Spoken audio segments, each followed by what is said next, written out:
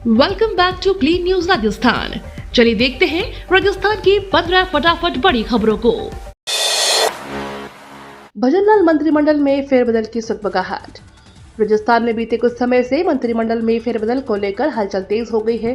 बीते दिनों मुख्यमंत्री भजनलाल शर्मा की दिल्ली में बीजेपी के शीर्ष नेताओं के साथ मुलाकात भी हो चुकी है। सीएम शर्मा के दिल्ली दौरे से लौटने के बाद मंत्रिमंडल में फेरबदल और विस्तार की चर्चाओं ने काफी जोर पकड़ा। अब खबर यह है कि दिल्ली में आरएसएस के नेताओं और संगठन महासचिव बीएल संतोष से मुलाकात के बाद मुख्यमंत्री इस संबंध में फैसला ले सकते हैं। माना जा रहा है कि कैबिनेट में छोटा फेरबदल जल्द ही देखने को मिल सकता है। पिलानी में सीएम भजनलाल ने की बड़ी बैठक, यमुना के पानी को लेकर लिया महत्वपूर्ण फैसला। राजस्थान के झुंझुनू जिले के पिलानी में यमुना के पानी को लेकर महत्वपूर्ण बैठक हुई है। संयुक्त टास्क फोर्स की इस दूसरी बैठक में तय हो गया है कि 1 महीने के अंदर दोनों राज्यों के अधिकारियों की संयुक्त टास्क फोर्स अपनी अंतिम रिपोर्ट प्रस्तुत कर देगी। इसके बाद डीपीआर बनाने का कार्य शुरू हो जाएगा। इस बैठक की अध्यक्षता राजस्थान के मुख्यमंत्री भजनलाल शर्मा ने की, जिससे सूबे के जल संसाधन मंत्री सुरेश सिंह रावत, जिले के प्रभारी मंत्री अविनाश गहलोत और यूडीएच मंत्री झाबर सिंह खर्रा आदि ने हिस्सा लिया।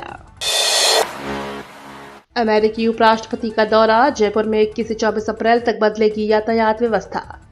अमेरिका के उपराष्ट्रपति जीडी वेंस 21 से 24 अप्रैल तक जयपुर में रहेंगे, जिसको लेकर राजधानी में सुरक्षा के कड़े इंतजाम किए गए हैं।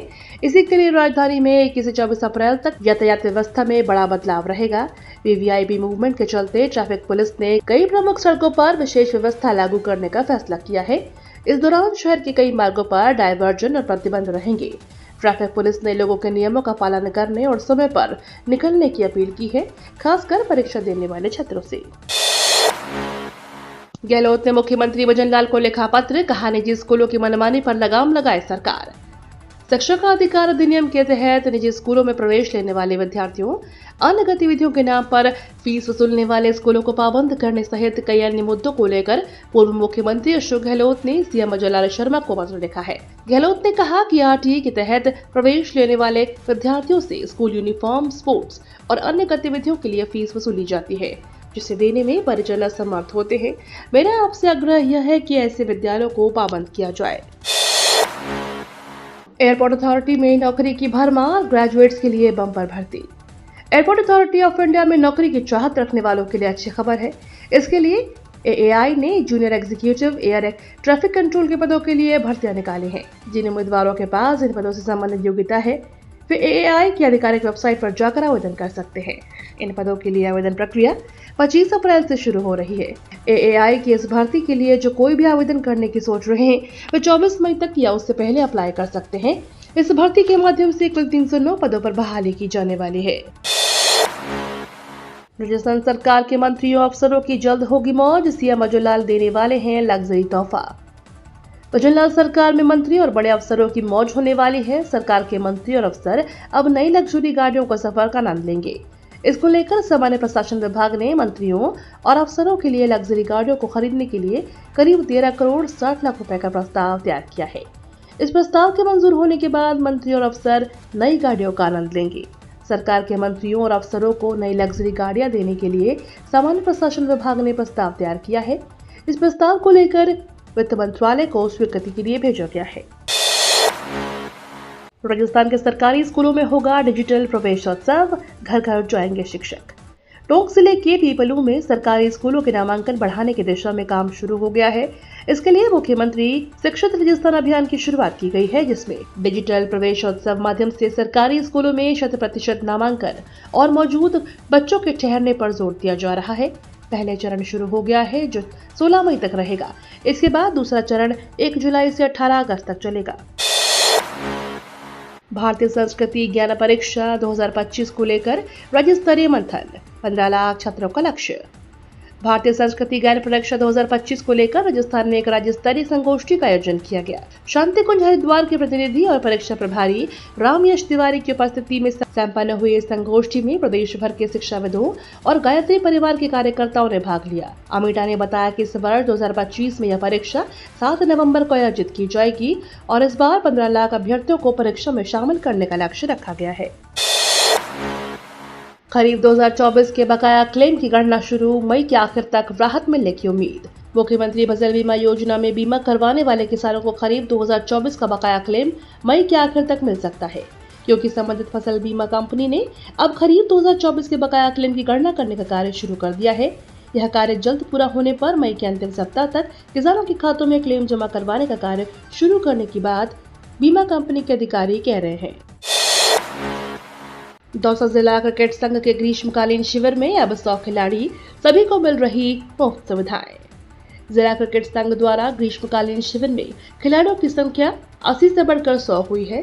खिलाड़ियों की सुविधा को देखते हुए जिला क्रिकेट संघ द्वारा निःशुल्क अल्पाहार, लेदर बॉल और निःशुल्क क्रिकेट सामग्री की व्यवस्था की गई है। जिला क्रिकेट संघ के सचिव ब्रजकिशोर उपाध्याय ने बताया कि आगामी RCA द्वारा होने वाले टूर्नामेंट में जिला की टीम को सुधार करने के लिए खिलाड़ियों को फिटनेस, रनिंग व्यायाम, योगा, ओपन नेट, बॉलिंग अभ्यास, बैटिंग अभ्यास, विकेट कीपिंग अभ्यास करवाया गया। राजस्थान में सरकार शुरू कर रही चल विद्यालय, घुमंतु जाति के बच्चों को दिया जाएगा प्रवेश। राजस्थान में घुमंतु जाति के बच्चों के लिए चल विद्यालय खोले जाएंगे। इसके लिए शिक्षा मंत्री मदन दिलावर ने प्रवासी राजस्थानियों से इन विद्यालयों को खोलने में भामाशाह का रोल निभाने का आह्वान किया है। मदन दिलावर ने रविवार को चेन्नई दौरे पर वहां प्रवासी राजस्थानियों से राजस्थान में शिक्षा के क्षेत्र में इन्वेस्ट करने की अपील की। हीट वेव को लेकर चिकित्सा विभाग अलर्ट, मरीजों के लिए बनाए अलग से वार्ड। प्रदेश के कई हिस्सों में तापमान ने अप्रैल में ही जून जैसी गर्मी का एहसास करवा दिया है। खासकर डीडवाना कुचामन जिले में पारा 43.1 डिग्री सेल्सियस तक पहुंच गया, तो इस सीजन का अब तक का सबसे ज्यादा तापमान माना जा रहा है।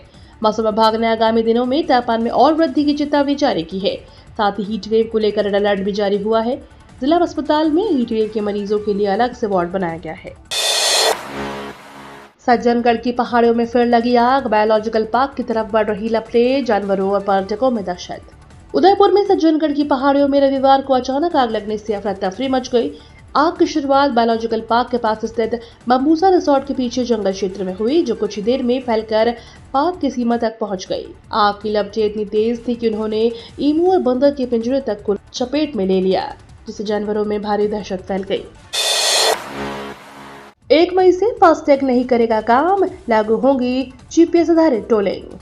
पिछले दिनों कुछ मीडिया रिपोर्ट्स में दावा किया गया था कि आने वाले 1 मई से फास्टैग सिस्टम को बंद कर दिया जाएगा। इस पर सड़क परिवहन और राजमार्ग मंत्रालय ने प्रचारित हो रही सभी प्रकार की खबरों को सिरे से खारिज कर दिया है। मंत्रालय ने ऐसी खबरों को गलत और भ्रामक बताया है। मंत्रालय ने अपने बयान में कहा कि 1 मई से देश भर में फास्टैग व्यवस्था को हटाकर सैटेलाइट टोलिंग प्रणाली लागू करने का कोई भी फैसला अभी नहीं लिया गया है।